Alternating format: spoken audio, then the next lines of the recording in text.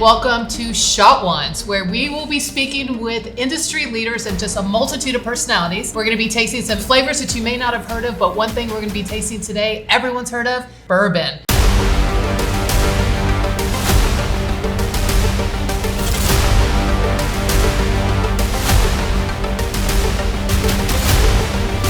Michael, why don't you introduce yourself? Tell us who you are, where you flew in from. I'm sure your arms are tired. Excited to be here. Thank you for having me. It's my first time being on the show. Mike Paladini, I'm the founder of Penelope Bourbon. Flew in from New Jersey, literally landed about an hour ago. There you go. Came right here. And we already wet the whistle. That's it? We did? We already took a look at some of the flavors. Let's do it again because Salud. It's good. What's the most outrageous idea you've come up with while drinking bourbon? And did it ever make it into production? Oh man, Danny. So Danny's our master blender, and I'm known for probably some pretty crazy ideas. And I think one of the crazier ones that we did went to production, and that was Rio. So that was a double cast finish. We were working on a honey cast finish for about 2 or 3 years. It's just, we kind of even forgot about it, to be honest with you. And all of a sudden, a lot of honey cast finishes started hitting the market. At the same time, we had ordered all these barrels in from Brazil, these Umbriana barrels, just kind of like off the cusp. We're like, why don't we just put them together and see if it works? Okay. And he goes, all right. And he did. And I thought it came out pretty well. And we were drinking bourbon while we came up with that too. So there you go. So that was easy. So I didn't make you taste anything for that first question. To just kind of, okay. So first we have popping candy. Okay. And it says lychee. Oh. So we have an old fashioned, and then we also have the it's served, Penelope served neat. So let's see. Just take a shot of it. All right, popping candy. So I'm going to talk now with my mouth full. Oh my God! I haven't had these since I was a kid. Oh my God! I know, right? And it's popping.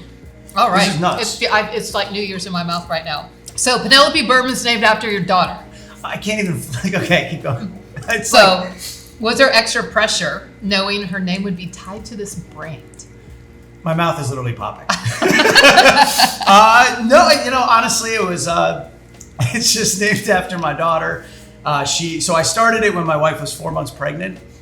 We were trying to have children for a while, Pop. And then we found out we were having a girl. We always loved that name, Penelope, and it just kind of came up like 3 days later. I was like, man, what about Penelope Bourbon? It's got a nice ring to it. Yeah. And it was really just, look, it's just named after my daughter, and that was kind of the basis of it. It was a pretty simple story. And the bottles are beautiful. I mean, I love the bottling with the P and just the brand. Like I see it on the shelf, and it just sticks out. It's beautiful. So beautiful name, beautiful story, beautiful bourbon whiskey. While we get another food, and we don't know what it is, so they're starting us off nice. Those are actually pretty good. I know. So I like now you just jinxed us because they started us off nice. Whiskey often teaches patience. From aging in barrels to savoring each sip. What's the biggest life lesson whiskey has taught you over the years?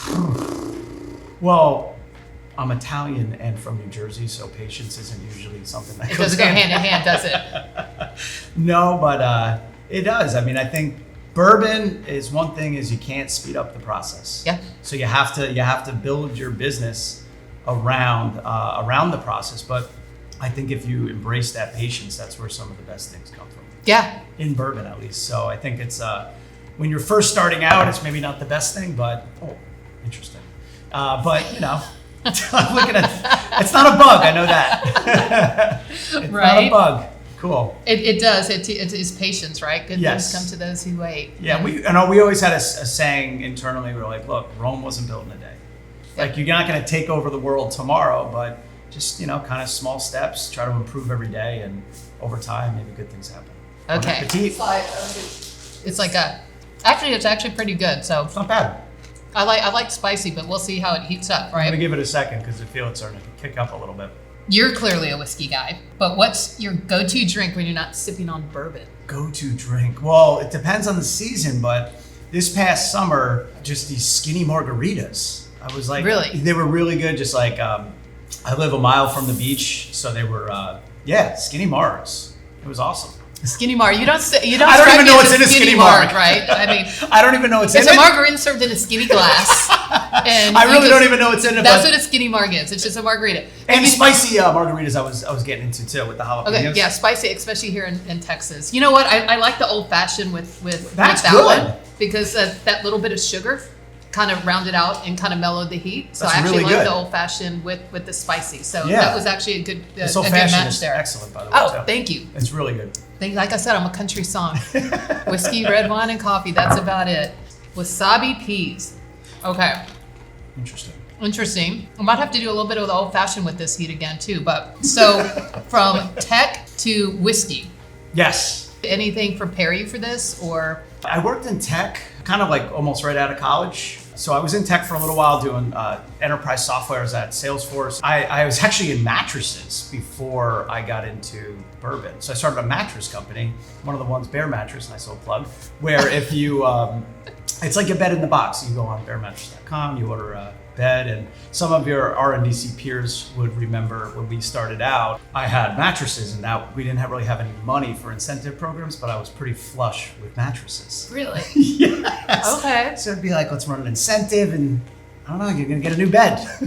They almost go hand in hand, right? It's a productivity tool. Exactly. Like during the holidays, I always say people that don't drink, and people that do drink more. Yeah. But, they go hand in hand because if you have you can't live without a bed and you can't live without, spirits. And mattresses, one of those things, they're vital, but nobody wants to buy a new mattress. They're expensive. They're so expensive. They're exactly. expensive. So it was fun. When we were just starting out, they were like, all right, what kind of incentive program you're running? I'm like, I don't even know what an incentive program was. I mean, this is all new to us. And I was like, I don't know, but I can get you a free bed.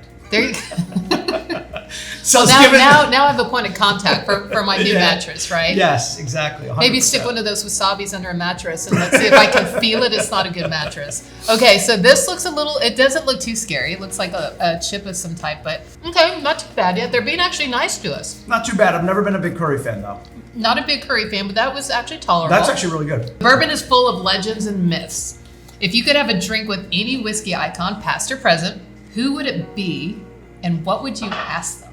Oh man, there's a lot of pioneers in the space. Yep. I mean, I've always liked Russell's Reserve has always been a big one for me. So it's probably some, the Russells would be an interesting group. I mean, he's an icon in the industry. I think he just passed his 75th anniversary or something like that at the company, if I remember correctly.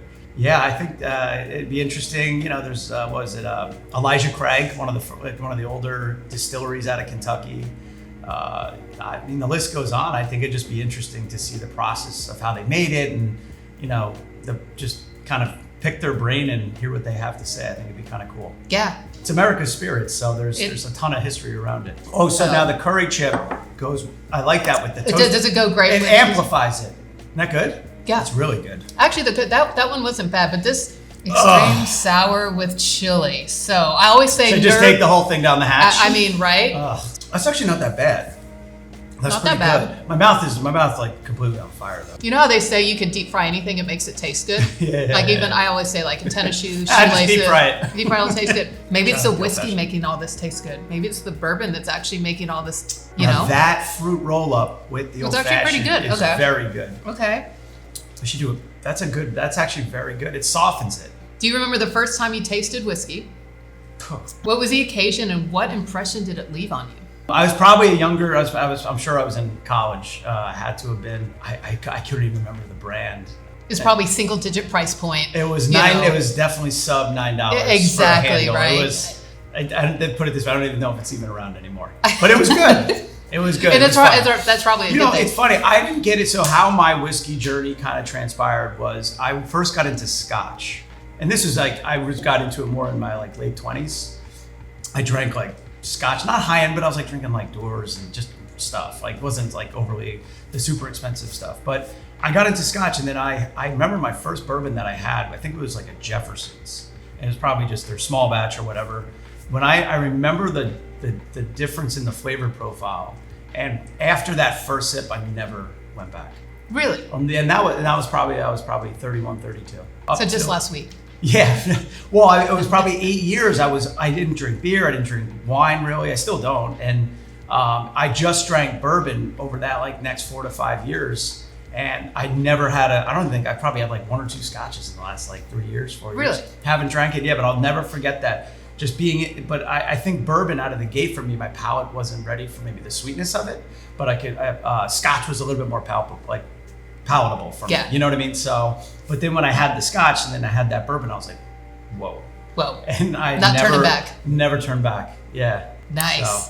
So, it's been a rocky relationship ever since. The best ones usually are, right? Okay, this looks interesting. A lot of hot food. Crisp chili. Just going all in again. Kind of tastes like a dried snake or something. You feel that texture? You know? It's kind of disgusting. A dried snake. Would you see the skin had like that dried skin? Oh, now it's coming. Now it's going down my throat. Now I'm thinking that. That one's the most disgusting thing. That's really bad. Yeah. You know, that might be a little, And that's really hot. And you only have bourbon to cool your mouth off with. snake. You only have 100 proof bourbon to cool it off. Awesome. Snake skin. That reminds me, I was judging a competition and I acknowledged the creativity. I could like.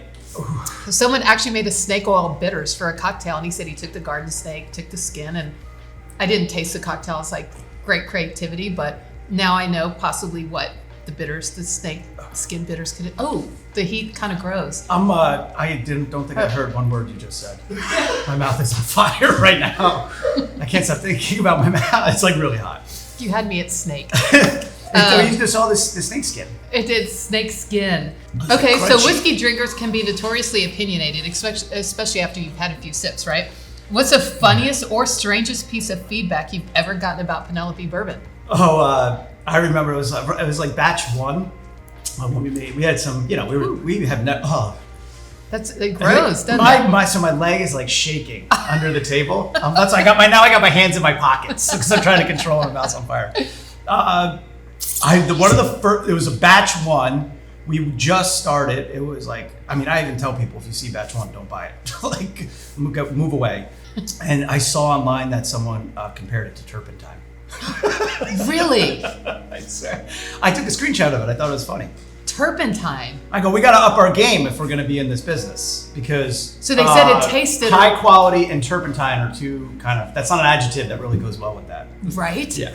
And then you have to think too. When people always say like, God, it tastes like turpentine. It's like, how would you know what turpentine tastes like? Is it aged turpentine? Like what we're talking about? Is it al dente? But I'll never forget that. That was like, you're like kind of like, oh man, that stinks. And you're like, well, does it taste like turpentine? Does it? And a lot of people don't realize for the creative person, like that feedback, because when you create something, it's like a piece of you and who you are. And I deal with it in creating cocktails. Oh yeah. All the time. And sometimes faces, they don't lie. They don't have good poker faces. Like they'll taste a cocktail and they'll just kind of like the snake skin we just ate, and they give a face like this, and it's you, and you're just, and to get negative feedback, you have to have snake skin in the industry. Yeah. Well, I disagree with the taste. I'd maybe say like soap. I wouldn't say turpentine, but so maybe I just was a disagreement on his taste. No, you're gonna get. Look, I think you have to expect.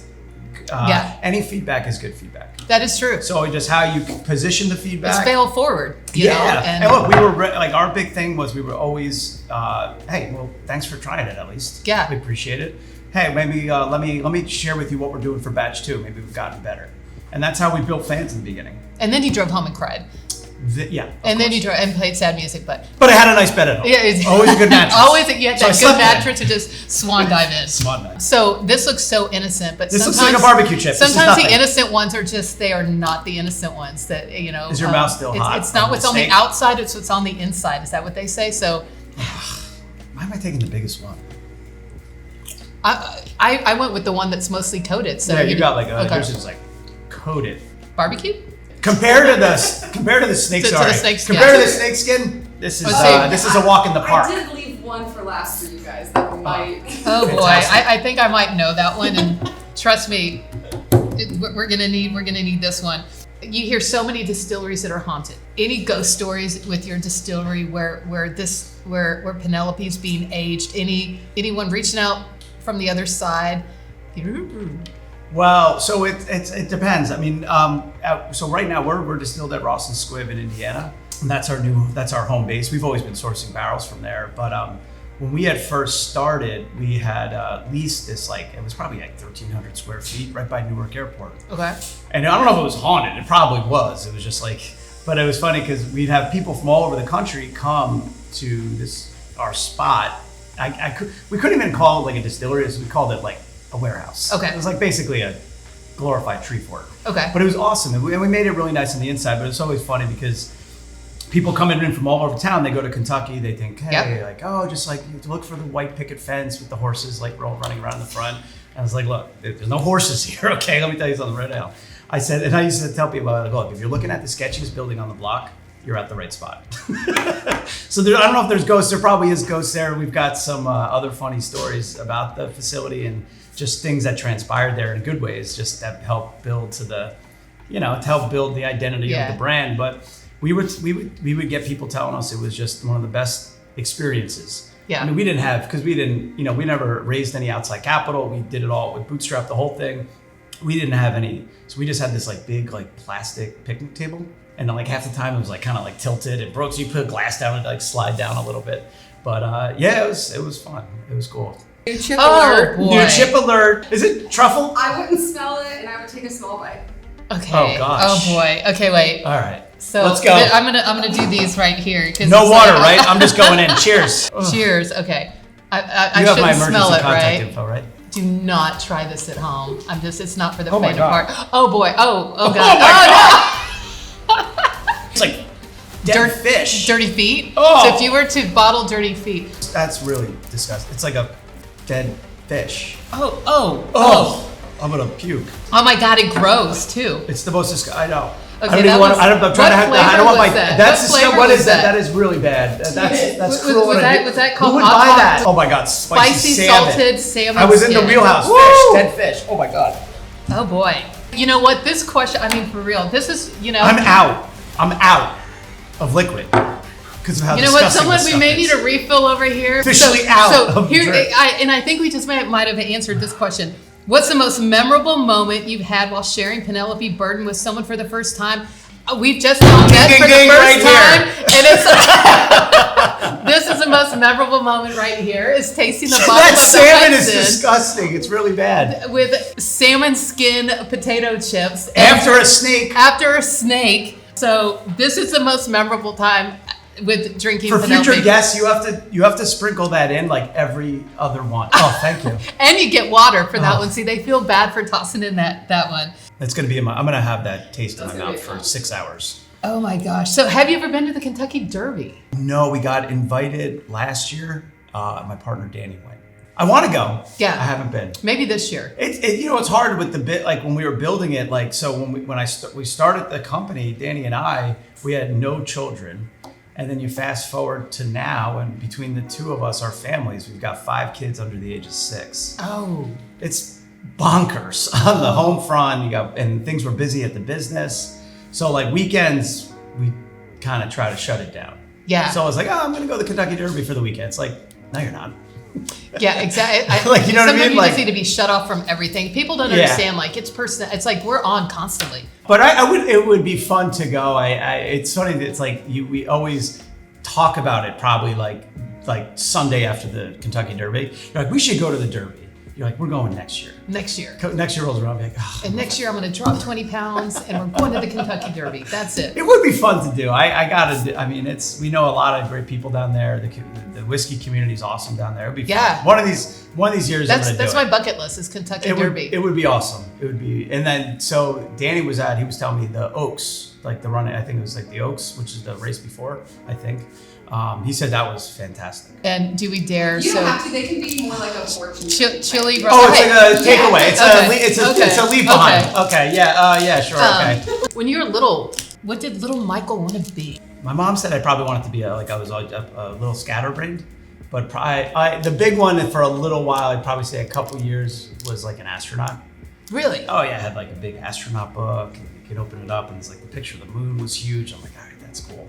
And then I wanted to be a firefighter for a while, and I don't know, I never really knew, but it's always something cool, right? Something just different, right? And so Yeah, astronaut was probably the most. Astronaut. And then you kind of flung yourself around the bouncy house and I said, and I want to do this. And then it's funny, even growing up, I mean, I lived in LA. I've worked in the entertainment industry, right out of college. I mean, I've had like many different jobs. Really? And that was why, so in tech is how you kind of like developed this. So you're working in tech, but like you might be doing X in enterprise software, like sales enterprise software, but then you're like in HR enterprise software. And I don't know anything about like HR software. And then you're in, talent acquisition. You're kind of just going to these different industries and you don't really think anything of it. So like when you're like, I could start a mattress company, or well, why don't I just start a bourbon company? Yeah. And then you kind of like sky's the limit. Sky's the limit. And then you get into it and you're like, I actually don't know anything about bourbon. And this was tricky because it's so highly regulated. That was where it gets tricky. You're like, and I didn't get an attorney. I just started I just went on like the TT. Like I remember when I actually got I was like, I'm gonna start this bourbon company. I'm gonna do it. And I called MGP. Full disclosure, I'd never heard of them before. I Googled like, where do I buy whiskey in bulk? And there was an article that popped up. It was an NPR article. And it was like the world's largest distillery you'd never heard of. And they talked about how they contract this out. So that side of the business, I didn't even know anything about. I go, well, that seems like a good lead. I called them. It was like a 1-800 bourbon. It was like, that was their switchboard.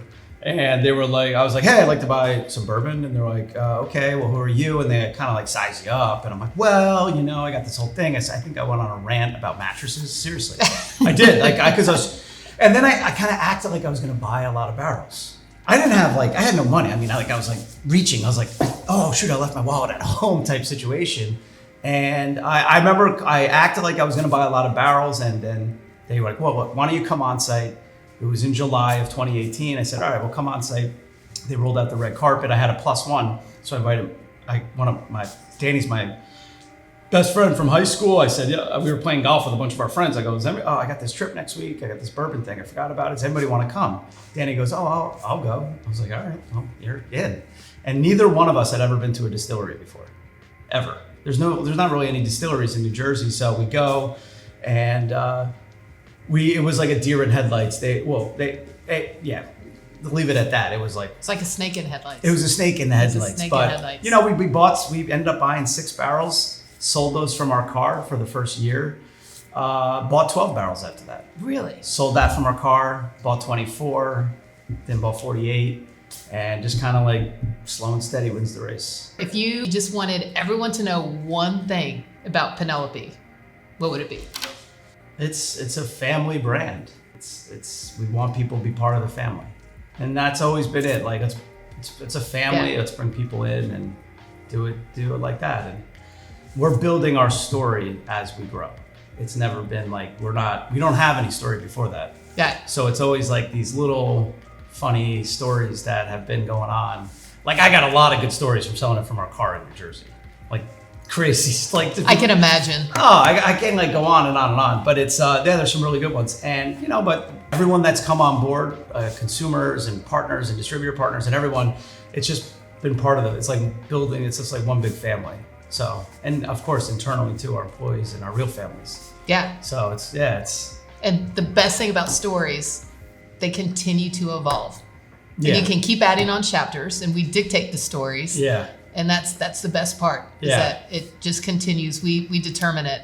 So I look forward to continuing to follow your story and continuing to drink your bourbon and seeing what trends start from somewhere, and we know whiskey and bourbon are it's the hottest thing right now, with what the consumer's looking for. And it's finding what sets you apart.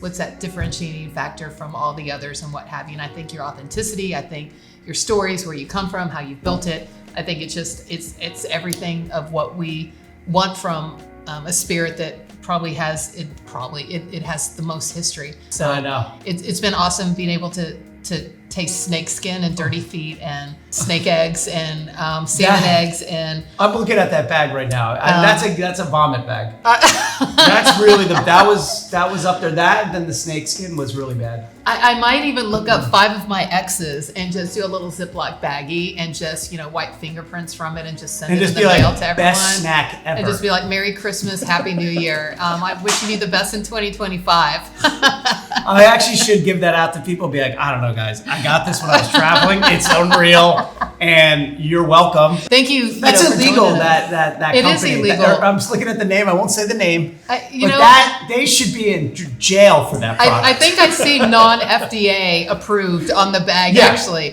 from afar. Yeah. So definitely not USDA organic. So thank you again for joining us. Yeah, that was fun. It was awesome. Yeah. It was so much fun. Oh. This is awesome. No, I appreciate y'all having me. Thank you. Now we know what not to serve for the next person. So thank you for being our guinea pig on that one. All right. We'll see you next time.